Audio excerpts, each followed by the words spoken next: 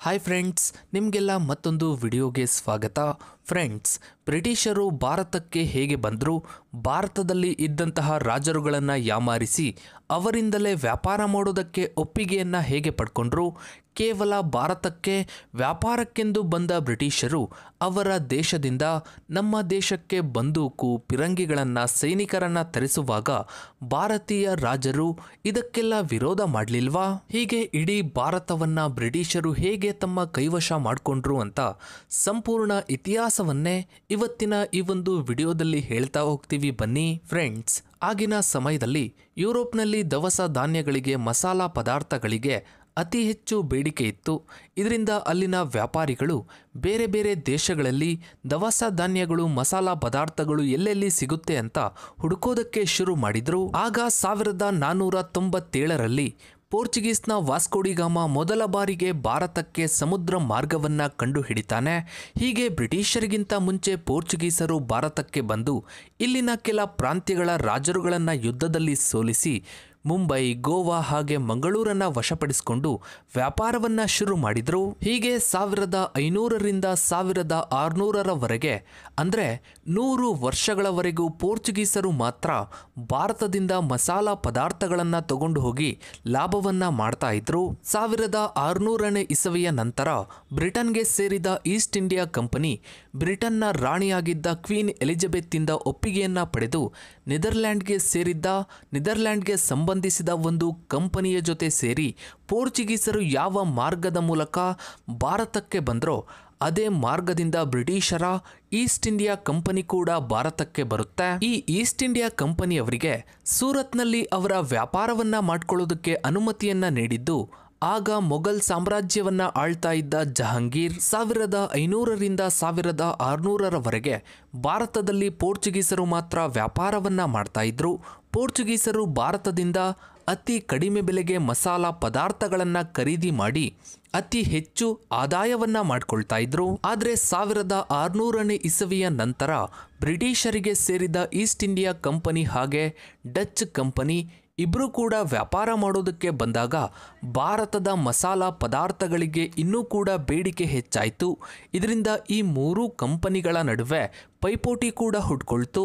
ಆಗ ಡಚ್ ಕಂಪನಿಯವರು ಪೋರ್ಚುಗೀಸರ ವ್ಯಾಪಾರಗಳಿಗೆ ನಷ್ಟವಾಗೋ ಥರ ಒಂದು ಪ್ಲಾನ್ ಮಾಡಿ ಪೋರ್ಚುಗೀಸರ ವ್ಯಾಪಾರಗಳಿಗೆ ಅತಿ ದೊಡ್ಡ ಹೊಡೆತವನ್ನ ಕೊಡ್ತಾರೆ. ಆಗ ಬ್ರಿಟಿಷರು ಈ ಡಚ್ ಕಂಪನಿಯವರ ಜೊತೆ ಒಂದು ಒಪ್ಪಂದವನ್ನ ಮಾಡ್ಕೊಳ್ತಾರೆ. ಆ ಒಪ್ಪಂದದ ಪ್ರಕಾರ ಭಾರತದಲ್ಲಿನ ಪೂರ್ತಿ ವ್ಯಾಪಾರ ವ್ಯವಹಾರವನ್ನ ಈಸ್ಟ್ ಇಂಡಿಯಾ ಕಂಪನಿಯವರೇ ನೋಡಿಕೊಳ್ಳೋದಾಗಿರುತ್ತೆ. ಈ ರೀತಿ ಬ್ರಿಟಿಷರು ಭಾರತದಿಂದ ಮಸಾಲಾ ಪದಾರ್ಥಗಳು, ಹತ್ತಿ, ರೇಷ್ಮೆ ಇವನ್ನೆಲ್ಲ ತಗೊಂಡು ಹೋಗಿ ವ್ಯಾಪಾರವನ್ನ ಮಾಡ್ಕೊಳ್ತಾ ಇದ್ರು. ಹೀಗಿರುವಾಗ 1664ರಲ್ಲಿ ಫ್ರೆಂಚರು ಕೂಡ ಭಾರತದಲ್ಲಿ ವ್ಯಾಪಾರವನ್ನ ಮಾಡೋದಕ್ಕೆ ಬರ್ತಾರೆ. ಆದರೆ ಫ್ರೆಂಚರು ಭಾರತಕ್ಕೆ ಬಂದಾಗ ಅಷ್ಟೊತ್ತಿಗಾಗಲೇ ಬ್ರಿಟಿಷರು ಭಾರತದ ಎಲ್ಲ ಕಡೆ ವ್ಯಾಪಾರ ವಹಿವಾಟವನ್ನ ಮಾಡ್ತಾ ಇದ್ರು. ಇದರಿಂದ ಬ್ರಿಟಿಷರನ್ನ ವ್ಯಾಪಾರದಲ್ಲಿ ಸೋಲಿಸೋದಕ್ಕೆ ಆಗೋದಿಲ್ಲ. ಹೀಗೆ ಬ್ರಿಟಿಷರು 1600ರಿಂದ 1757ರವರೆಗೆ ಕೇವಲ ವ್ಯಾಪಾರದ ವಹಿವಾಟುಗಳನ್ನು ಮಾತ್ರ ಮಾಡ್ತಾ ಇದ್ರು. ಆದರೆ ಬ್ರಿಟಿಷರು ಇಲ್ಲಿಗೆ ಸುಮ್ಮನಾಗಲಿಲ್ಲ. ಇಡೀ ಭಾರತವನ್ನೇ ತಮ್ಮ ಕೈವಶ ಮಾಡ್ಕೋಬೇಕು, ನಾವೇ ಇಲ್ಲಿ ಆಡಳಿತ ನಡೆಸಬೇಕು ಅಂದುಕೊಂಡ್ರು. ಇಲ್ಲಿಂದ ಬ್ರಿಟಿಷರು ಭಾರತೀಯ ರಾಜರುಗಳನ್ನು ತಮ್ಮ ಬಲೆಗೆ ಹಾಕೊಂಡ್ರು. ಆ ರಾಜರುಗಳಿಗೆ ದೊಡ್ಡ ದೊಡ್ಡ ಉಡುಗೊರೆಗಳು, ಮದ್ಯಪಾನಗಳನ್ನು ಕೊಟ್ಟು ರಾಜರುಗಳ ಮೆಚ್ಚುಗೆಯನ್ನ ಪಡಿತಾ ಇದ್ರು.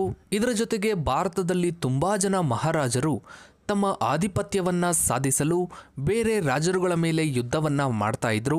ಈ ಸಮಯಕ್ಕೋಸ್ಕರ ಕಾಯ್ತಾ ಇದ್ದ ಬ್ರಿಟಿಷರು ಯುದ್ಧವನ್ನ ಮಾಡ್ತಾ ಇದ್ದ ರಾಜರುಗಳಿಗೆ ಹಣ ಸಹಾಯ, ಹೊಸ ಹೊಸ ವೆಪನ್ಗಳ ಸಹಾಯ ಮಾಡ್ತಾ ಇದ್ರು. ಇದರಿಂದ ರಾಜರುಗಳ ಸ್ನೇಹವನ್ನ ಗಳಿಸಿ ಅವರಿಗೆ ಇನ್ನೂ ಹತ್ತಿರವಾಗಿ ಬ್ರಿಟಿಷರು ತಮ್ಮ ವ್ಯಾಪಾರದ ಕೆಲಸಗಳನ್ನ ಚೆನ್ನೈ, ಮುಂಬೈ, ಕೋಲ್ಕತ್ತಾದಲ್ಲಿ ಸ್ಥಾಪನೆ ಮಾಡ್ಕೊಳ್ತಾ ಬರ್ತಾರೆ. ಅಷ್ಟಕ್ಕೂ ಬ್ರಿಟಿಷರು ಯಾಕೆ ಇದೇ ಸ್ಥಳಗಳಲ್ಲಿ ಅವರ ಕಂಪನಿಯನ್ನ ಸ್ಥಾಪನೆ ಮಾಡಿದ್ರು ಅಂದ್ರೆ ಅದಕ್ಕೆ ಮುಖ್ಯ ಕಾರಣ, ಯಾವುದಾದ್ರೂ ಒಂದು ದೇಶವನ್ನ ಆಕ್ರಮಿಸ್ಕೊಳ್ಬೇಕು ಅಂದ್ರೆ ಮುಂಚಿತವಾಗಿ ಆ ದೇಶದ ಕರಾವಳಿ ಪ್ರದೇಶಗಳು ಅಂದ್ರೆ ಸಮುದ್ರದ ಬಂದರು ಪ್ರದೇಶಗಳನ್ನ ತಮ್ಮ ಹಿಡಿತಕ್ಕೆ ತಗೋಬೇಕು. ಆಗ ಮಾತ್ರ ಆ ದೇಶವನ್ನ ಆಕ್ರಮಿಸಿಕೊಳ್ಬಹುದು. ಈ ರೀತಿ ಮುಖ್ಯವಾಗಿರುವಂತಹ ಪ್ರದೇಶಗಳಲ್ಲಿ ಬ್ರಿಟಿಷರು ಅವರ ಕಂಪನಿಗಳನ್ನ ಸ್ಥಾಪನೆ ಮಾಡಿಕೊಂಡ್ರು. ಆದರೆ ಕೇವಲ ವ್ಯಾಪಾರಗಳನ್ನು ಮಾಡೋದ್ರಿಂದ ಇಡೀ ದೇಶವನ್ನು ಆಕ್ರಮಿಸಿಕೊಳ್ಳುವುದು ಅಸಾಧ್ಯವೆಂದು ಅರಿತ ಬ್ರಿಟಿಷರು ಈ ದೇಶವನ್ನು ಆಕ್ರಮಿಸಿಕೊಳ್ಳುವುದಕ್ಕೆ ಬಂದೂಕುಗಳು, ಮದ್ದುಗುಂಡುಗಳು, ಪಿರಂಗಿಗಳು, ಸೈನಿಕರ ಅವಶ್ಯಕತೆ ಇದೆ ಎಂದು ರಾಜರುಗಳಿಗೆ ಅನೇಕ ಉಡುಗೊರೆಗಳನ್ನು ಕೊಟ್ಟು ಅವರನ್ನು ಸಂತೋಷಪಡಿಸಿ ಮೊದಮೊದಲು ನಮ್ಮ ಕಂಪನಿಯನ್ನು ಸುರಕ್ಷಿತವಾಗಿ ಕಾಯಲು ಸೈನಿಕರ ಅವಶ್ಯಕತೆ ಇದೆ ಅಂತ ರಾಜರಿಗೆ ಒಪ್ಪಿಸಿ ಒಪ್ಪಿಗೆಯನ್ನು ಪಡೆದು ಸೈನಿಕರನ್ನು ಅವರು ಕರೆಸಿಕೊಳ್ತಾರೆ. ನಂತರ ಭಾರತದ ರಾಜರುಗಳನ್ನು ಬಲವಂತವಾಗಿ ಹಾಗೆ ಬೇಡಿಕೊಂಡು ತಮ್ಮ ಕಂಪನಿಯನ್ನು ಹಾಗೆ ವ್ಯಾಪಾರವನ್ನು ಕಾಪಾಡಿಕೊಳ್ಳೋದಕ್ಕೆ ಬಂದೂಕು, ಪಿರಂಗಿ, ಸೈನಿಕರುಗಳ ಅವಶ್ಯಕತೆ ಇದೆ ಅಂತ ನಂಬಿಸಿ ಅವೆಲ್ಲವನ್ನ ಅವರ ದೇಶದಿಂದ ನಮ್ಮ ದೇಶಕ್ಕೆ ತರ್ತಾರೆ. ಅವರ ಸೈನ್ಯವನ್ನ ಮದ್ರಾಸ್, ಬಾಂಬೆ ಇನ್ನೂ ಇತರ ಪ್ರದೇಶಗಳಲ್ಲಿ ನೇಮಿಸ್ತಾ ಬರ್ತಾರೆ. ಹೀಗೆ 1844ನೇ ಇಸವಿಯ ಸಮಯಕ್ಕೆ ಬ್ರಿಟಿಷರ ಸೈನ್ಯದಲ್ಲಿ ಲಕ್ಷಾಂತರ ಸೈನಿಕರು ಹುಟ್ಟಿಕೊಂಡಿದ್ರು. ಮತ್ತೊಂದು ವಿಚಾರ ಏನು ಅಂದರೆ ಬ್ರಿಟಿಷರ ಸೈನ್ಯದಲ್ಲಿ 70% ಸೈನಿಕರು ಭಾರತೀಯರೇ ಆಗಿದ್ರು. ಇನ್ನು ಮಿಕ್ಕ 30% ಸೈನಿಕರನ್ನ ಅವರ ದೇಶದಿಂದ ಕರೆಸಿಕೊಂಡಿದ್ರು. ಇದರಿಂದ ಬ್ರಿಟಿಷರ ಸೈನ್ಯ ಬಲ ತುಂಬ ಹೆಚ್ಚಾಯಿತು. ಇನ್ನು ಯುದ್ಧವನ್ನ ಮಾಡೋದೊಂದೇ ಬಾಕಿ ಇತ್ತು. ಇದರ ಜೊತೆಗೆ ಭಾರತೀಯ ರಾಜರುಗಳಲ್ಲೇ ಒಗ್ಗಟ್ಟು, ಐಕ್ಯತೆ ಇರದೆ ಅವರವರಲ್ಲೇ ಕಚ್ಚಾಡ್ತಾ ಇದ್ರು.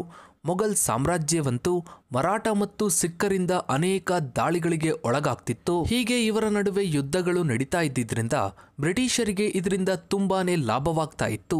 ಇದರಿಂದ ಬ್ರಿಟಿಷರು ಯುದ್ಧ ಮಾಡೋದಕ್ಕೆ ಧೈರ್ಯ ಮಾಡಿಕೊಂಡ್ರು.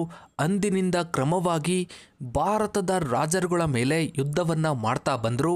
ನಂತರ 1764ರಲ್ಲಿ ಮೊಘಲ್ನ ಶಾ ಆಲಂನ ಮೇಲೆ ಯುದ್ಧ ಮಾಡಿ ಗೆದ್ದು ಬೆಂಗಾಲ್, ಬಿಹಾರ ಹಾಗೆ ಒರಿಸ್ಸಾಗಳ ಮೇಲೆ ತಮ್ಮ ಹಿಡಿತವನ್ನ ಸಾಧಿಸ್ತಾರೆ. ಈ ಪ್ರದೇಶಗಳ ನಂತರ ಬ್ರಿಟಿಷರ ಕಣ್ಣು ಮುಂಬೈ ಹಾಗೆ ಮದ್ರಾಸ್ ಪ್ರಾಂತ್ಯಗಳ ಮೇಲೆ ಬೀಳುತ್ತೆ. ಆದರೆ ಮುಂಚಿತವಾಗಿ ಮೈಸೂರನ್ನ ಆಕ್ರಮಿಸಿಕೊಳ್ಬೇಕು ಅಂತ ನಿರ್ಧಾರ ಮಾಡ್ತಾರೆ. ಆಗ ಮೈಸೂರು ಹೈದರ್ ಅಲಿ ಕೈಯಲ್ಲಿರುತ್ತೆ. ಇವನು ಟಿಪ್ಪು ಸುಲ್ತಾನ್ನ ತಂದೆ. ಬ್ರಿಟಿಷರಿಗೆ ಹಾಗೂ ಮೈಸೂರು ರಾಜರುಗಳ ನಡುವೆ 4 ಯುದ್ಧಗಳು ನಡೆಯುತ್ತೆ. ಮೊದಲ ಬಾರಿ ಯುದ್ಧಕ್ಕೆ ಬಂದಾಗ ಬ್ರಿಟಿಷರು ಆ ಯುದ್ಧದಲ್ಲಿ ಸೋತು ಹೋಗ್ತಾರೆ. ಎರಡನೇ ಬಾರಿ ಯುದ್ಧಕ್ಕೆ ಬಂದಾಗ ಬ್ರಿಟಿಷರು ಮರಾಠರು ಹಾಗೂ ಹೈದರಾಬಾದ್ ನಿಜಾಮರ ಬೆಂಬಲ ಪಡೆದು ಹೈದರ್ ಅಲಿಯ ಮೇಲೆ ಯುದ್ಧಕ್ಕೆ ಬರ್ತಾರೆ. ಈ ಯುದ್ಧದಲ್ಲಿ ಹೈದರ್ ಅಲಿ ಸಾವನ್ನಪ್ತಾನೆ. ನಂತರ ಒಂದು ಒಪ್ಪಂದ ಮಾಡಿಕೊಂಡು ಆ ಯುದ್ಧವನ್ನ ನಿಲ್ಲಿಸಲಾಗುತ್ತೆ. ಮೂರನೇ ಯುದ್ಧದಲ್ಲಿ ಟಿಪ್ಪು ಸುಲ್ತಾನ್ ಅವನ ತಂದೆಯನ್ನ ಬ್ರಿಟಿಷರು ಕೊಂದಿದ್ದಕ್ಕೆ ಪ್ರತಿಕಾರವಾಗಿ ಬ್ರಿಟಿಷರ ಮೇಲೆ ಯುದ್ಧ ಮಾಡೋದಕ್ಕೆ ಹೋದಾಗ ಬ್ರಿಟಿಷರು ಮತ್ತೊಮ್ಮೆ ಹೈದರಾಬಾದ್ನ ನಿಜಾಮರು ಮತ್ತು ಮರಾಠರ ಸಹಾಯವನ್ನ ಪಡೆದು ಆ ಯುದ್ಧದಲ್ಲಿ ಟಿಪ್ಪು ಸುಲ್ತಾನನ್ನ ಸೋಲಿಸಿ ಅವನ ಅರ್ಧ ಸಾಮ್ರಾಜ್ಯವನ್ನ ವಶಪಡಿಸಿಕೊಳ್ತಾರೆ. ಕೊನೆಗೆ 1799ರಲ್ಲಿ ಟಿಪ್ಪು ಸುಲ್ತಾನ್ ಮೇಲೆ ಮತ್ತೊಮ್ಮೆ ಯುದ್ಧವನ್ನ ಮಾಡಿ ಆ ಯುದ್ಧದಲ್ಲಿ ಟಿಪ್ಪು ಸುಲ್ತಾನ್ನನ್ನ ಕೊಂದು ಮೈಸೂರನ್ನ ಆಕ್ರಮಿಸಿಕೊಳ್ತಾರೆ. ಮೈಸೂರಿನ ಜೊತೆ ಬ್ರಿಟಿಷರು ಮಾಡಿದ ಈ ಯುದ್ಧಗಳನ್ನ ಆಂಗ್ಲೋ ಮೈಸೂರು ಯುದ್ಧ ಅಂತ ಕರೀತಾರೆ. ಇದರ ನಂತರ ಬ್ರಿಟಿಷರ ಕಣ್ಣು ಮರಾಠರ ಮೇಲೆ ಬೀಳುತ್ತೆ. ಇವರ ಜೊತೆಗೆ ಬ್ರಿಟಿಷರು 3 ಯುದ್ಧಗಳನ್ನ ಮಾಡ್ತಾರೆ.